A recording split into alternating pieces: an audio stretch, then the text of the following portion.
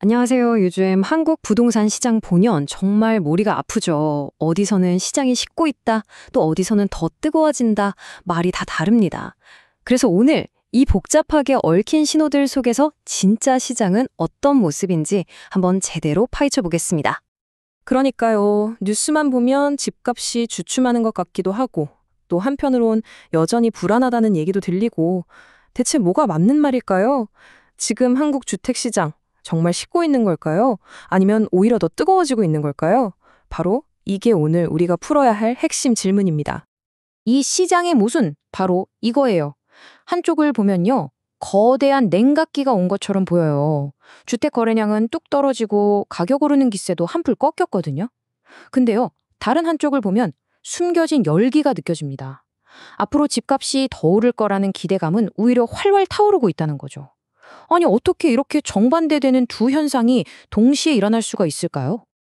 일단 공식적인 숫자만 딱 놓고 보면 시장이 식고 있다는 신호가 아주 명확해요. 자, 보세요.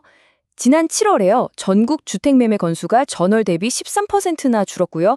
특히 서울은 16%나 감소했어요. 8월 수도권 집값 상승률도 보세요. 전달의 딱 절반 수준으로 뚝 떨어졌습니다. 이 숫자들만 보면 아, 이제 시장이 좀 진정되나 보다 이렇게 생각할 수밖에 없겠죠. 자, 그럼 첫 번째 이야기부터 시작해 볼까요? 매매 시장에 찾아온 이 거대한 냉각기. 도대체 누가 그리고 왜 시장에 이렇게 급브레이크를 건 건지 그 원인부터 한번 자세히 들여다 보겠습니다. 가장 큰 원인은요, 바로 강화된 대출 규제입니다. 6월 말에 정부가 가계부채 관리 방안을 내놨잖아요. 그때부터 주택담보대출 받기가 정말 하늘의 별 따기가 됐어요. 이게 시장의 흐름을 그냥 확 바꿔버린 결정적인 한 방이었습니다. 와, 이 그래프를 보시면 그 충격이 어느 정도였는지 바로 느낌이 오실 거예요. 대출 규제의 직격탄을 맞은 수도권의 7월 거래량 감소폭 한번 보세요. 서울이 마이너스 16%, 경기도는 마이너스 21%, 인천은 무려 마이너스 23%가 급감했습니다. 정말 정책 하나가 시장을 순식간에 꽁꽁 얼려버린 셈이죠. 이런 상황이 되니까 당연히 사람들 심리에도 영향을 미쳤겠죠. 갑자기 대출 규제 빡세지고 또 새로운 공급 대책 나온다니까 집을 사려던 사람들이 잠깐만 일단 지켜보자 하는 관망세로 돌아선 거예요. 섣불리 움직였다가 손해볼 수 있으니 시장이 어떻게 돌아가는지 좀 더 지켜보겠다는 거죠. 자, 그런데요. 바로 여기서부터 이야기가 정말 재밌어집니다. 거래는 이렇게 딱 멈춰섰는데 진짜 이상하게도 사람들은 앞으로 집값이 더 오를 거라고 생각한다는 거예요. 완전 의외의 반전이죠. 실제 데이터를 보면 이 반전이 더 확실해져요. 이게 KB 부동산 가격 전망 지수인데요. 놀랍게도 대출 규제가 발표되고 딱 한 달 만에 서울과 수도권의 집값 전망이 내려갈 거다에서 올라갈 거다로 완전히 돌아섰습니다.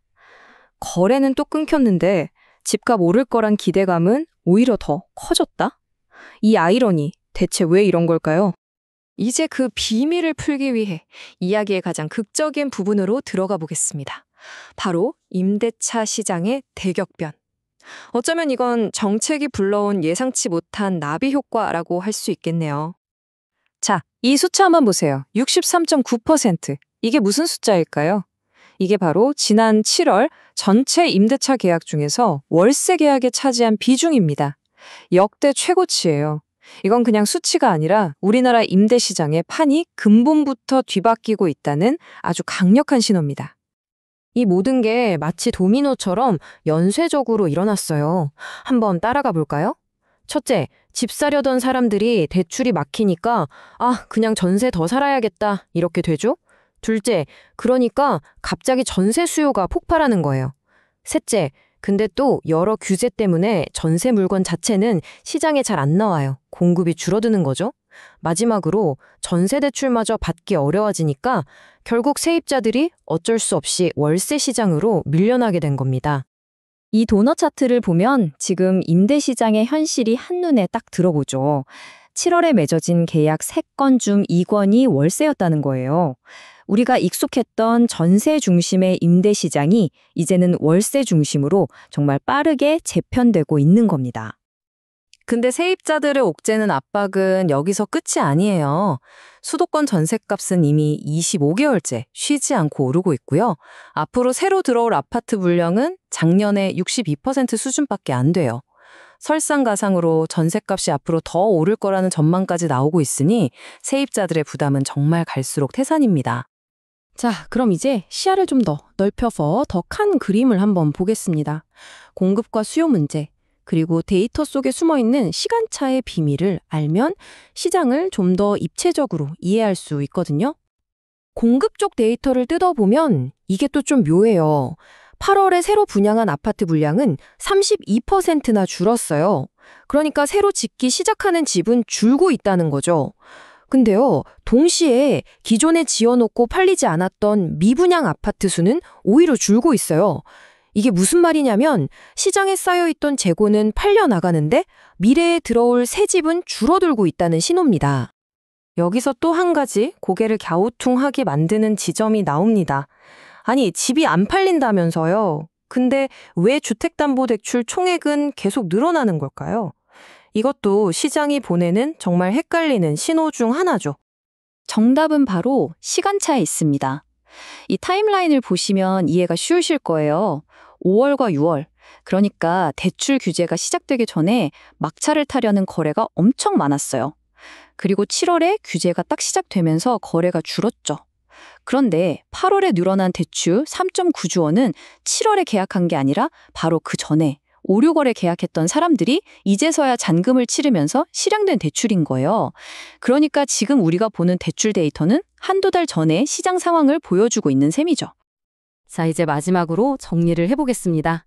이 모든 새로운 현실이 우리에게 과연 무엇을 의미하는지, 그리고 이 불확실한 시장을 어떻게 봐야 할지 한번 짚어보죠. 오늘 이야기에서 꼭 기억하셔야 할 핵심 4가지입니다. 첫째, 지금 매매 시장은 폭락이 아니라 일시정지 상태라는 것. 둘째, 시장의 압박이 집을 사려는 사람에서 이제는 집을 빌리려는 세입자에게로 옮겨갔다는 것. 셋째, 월세 증가는 그냥 유행이 아니라 시장의 구조가 바뀌는 역사적인 대전환이라는 것. 그리고 마지막으로 정책 하나가 시장에 얼마나 빠르고 예상치 못한 결과를 가져올 수 있는지 우리가 똑똑히 봤다는 겁니다. 이 모든 상황을 딱 한 문장으로 정리하면 이렇게 말할 수 있을 것 같아요. 시장은 단순히 식고 있는 게 아닙니다. 완전히 변형되고 있는 겁니다. 고통의 무게중심이 매매 시장에서 이제는 임대차 계약서 위로 옮겨갔습니다. 이게 바로 지금 한국 부동산 시장의 가장 정확한 현실 진단이 아닐까 싶습니다. 매매 시장은 숨을 고르고 있는데 반대로 임대 시장의 압박은 역대 최고 수준입니다. 이런 아이러니한 상황 속에서 앞으로 1년 우리들의 살림살이는 과연 어떤 새로운 도전에 부딪히게 될까요? 이 질문을 여러분께 남기면서 오늘 이야기 마치겠습니다.